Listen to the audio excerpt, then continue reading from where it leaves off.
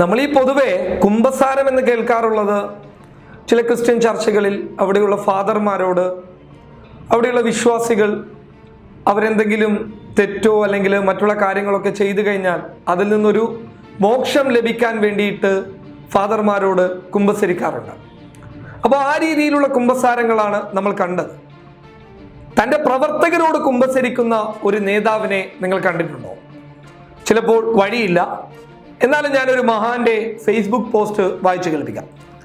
ജയപരാജയങ്ങളുടെ കണക്കുകൂട്ടലുകൾക്ക് വലിയ പ്രസക്തി ഉണ്ടെന്ന് തോന്നുന്നില്ല. യഥാർത്ഥത്തിൽ ജനങ്ങൾ ആഗ്രഹിച്ചത് തന്നെ തിരഞ്ഞെടുപ്പിന്റെ അന്തിമ ഫലമാവണമെന്ന് നിർബന്ധവുമില്ല.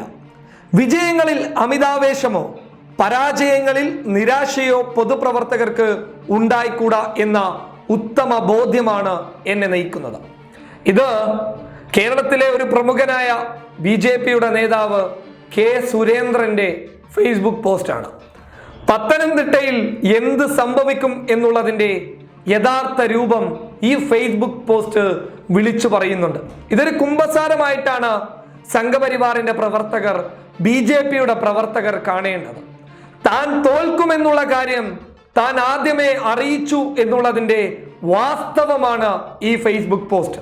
തള്ളിക്കളയാൻ പറ്റാത്ത വാസ്തവം. അതായത് എല്ലാവർക്കും ആഗ്രഹമുണ്ട് താൻ അവിടെ വിജയിക്കണമെന്ന്. പക്ഷേ ആ ആഗ്രഹം പോളിംഗ് ബൂത്തിൽ എത്തുമ്പോൾ ഇല്ലാതെ പോയി എന്നതാണ് ഈ ഫേസ്ബുക്ക് പോസ്റ്റിൽ പറയുന്ന മറ്റൊരു കാര്യം. എപ്പോഴും, അതായത് ഈ ഫേസ്ബുക്ക് പോസ്റ്റിലെ ഏറ്റവും വലിയ വിഡ്ഢിത്തം എന്ന് പറയുന്നത് അവിടെയുള്ള ജനങ്ങളൊക്കെ താൻ വിജയിക്കണമെന്ന് ആഗ്രഹിച്ചു എന്നാണ് കെ സുരേന്ദ്രൻ പറയുന്നുള്ളത്. പക്ഷെ താൻ തോൽക്കുമെന്നും ഈ പോസ്റ്റിൽ പറയുന്നുണ്ട്, പറയാതെ പറയുന്നുണ്ട് എന്ന് വേണമെങ്കിൽ പറയാം.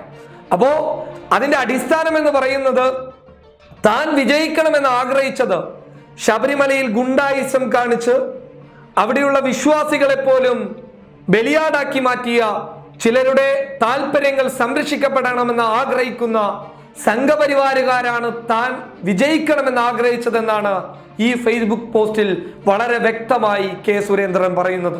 പത്തനംതിട്ടയിൽ താൻ തോൽക്കുമെന്നുള്ളതിന്റെ ഏറ്റവും വലിയ അടിസ്ഥാനം തന്നെയാണ് സുരേന്ദ്രൻ ഇന്നലെ പുറത്തുവിട്ട ആ ഫേസ്ബുക്ക് കുറിപ്പിൽ വ്യക്തമാക്കുന്നുള്ളത്. ഒരു കാര്യം വ്യക്തമാണ്, കേരളത്തിലെ രണ്ടിടങ്ങളിൽ BJP വലിയ പ്രതീക്ഷ വെച്ചു.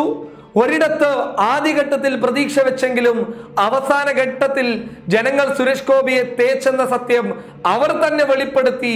ഒടുവിൽ അവർ പറഞ്ഞു രണ്ടിടങ്ങളിൽ സാധ്യതയുണ്ട്, ഒന്ന് തിരുവനന്തപുരം, മറ്റൊന്ന് പത്തനംതിട്ട. തിരുവനന്തപുരത്തെ കാര്യം ഏകദേശം പുറത്തു വന്നിരിക്കുകയാണ്. അവിടെ വോട്ടിംഗ് ശതമാനത്തിന്റെ കണക്കുകളൊക്കെ സൂചിപ്പിക്കുന്നത് കുമ്മനത്തിന്റെ പരാജയമാണ്.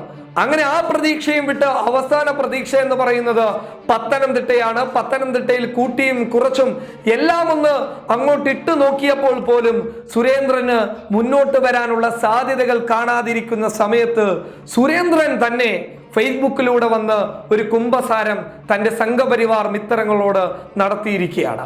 ആ വ്യക്തത കൃത്യമായി പറയുന്നു. കേരളത്തിൽ ഒരു സീറ്റ് പോലും ഈ തിരഞ്ഞെടുപ്പിൽ BJPക്കില്ല എന്നുള്ളതിന്റെ യാഥാർത്ഥ്യം കെ സുരേന്ദ്രന്റെ ഈ ഒരൊറ്റ ഫേസ്ബുക്ക് പോസ്റ്റ് കൊണ്ട് നമുക്ക് മനസ്സിലാക്കാൻ വേണ്ടി സാധിക്കും. അതായത് അവരിൽ നിന്നും മനസ്സിലാക്കാൻ വേണ്ടി സാധിക്കും എന്നുള്ളതാണ്. കേരളത്തിലെ ജനങ്ങൾക്ക് ആദ്യമേ ബോധ്യപ്പെട്ടതാണ് ഇങ്ങനെയൊന്നും സംഭവിക്കില്ല എന്നുള്ളത്. എന്തായാലും ഈ മഹാനേതാവ് എന്ന് പറയുന്ന സംഘപരിവാറിന്റെ പ്രവർത്തകർക്ക് അദ്ദേഹം നൽകിയ ഒരു ഇരുട്ടടി തന്നെയാണ് ഈ Facebook post. News desk public Kerala. Aiwa cells Kasaragod, Kanhangad, Mangalore.